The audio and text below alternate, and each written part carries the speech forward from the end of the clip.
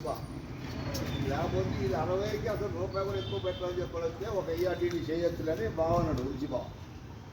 ఇంకా ఏం మాట్లాడకుండా ఒకేసారి 65 సార్లు ఇది కూడా పంచాయతీ తెలిసింది. ఈ 62 వచ్చే కానీ ఎందుకు సుఖమే ఉంది. 2 సార్లు వదిలాడు, మంచి ఎడక రావట్లేదు. ఇబ్బంది పడుతున్నారు జనం అందరూ కూడా. వచ్చాడు ఇక్కడ ఆడవాళ్ళు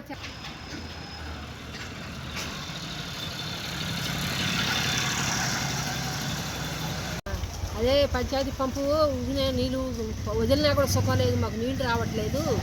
పంపులకి వృధాగా పోతున్నాయి, రోడ్డు పగిలిపోతున్నాయి. మరి దాన్ని వచ్చి కొంచెం సరి చేయాలి. మరి చూస్తారా లేదో, మరి ఏం చేస్తారా, పైపు మారుతారా, ఏం చేస్తారో చూడాలండి. చూసిపోవటం మంచిది, చూసిపోతే బాగుంటుంది. అది బాగు చేస్తే లేక నీళ్ళు వదిలినా సుఖం లేదు, మాకు పంపులు కట్టట్లేదు. మంచిగా పట్టుకోవడానికి కూడా ఇబ్బంది ఉంది. అలాగే పోతున్నాయి నీళ్ళన్నీ. మీరు వదిలిన నీళ్ళని ఊరినే పోతున్నాయి కదా. మాకు పంపులు రాని సుఖం ఏముంది, వదిలినా మేము డబ్బులు కట్టినా సుఖం లేదుగా.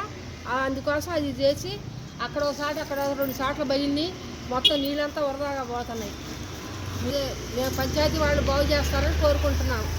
అది ఒకసారి వచ్చి మున్సిపాలిటీ వాళ్ళు వచ్చి చూసి బాగు చేస్తే బాగుంటుంది అని ఏం లేదు. నీళ్ళు వృధా అయిపోతున్నాయి.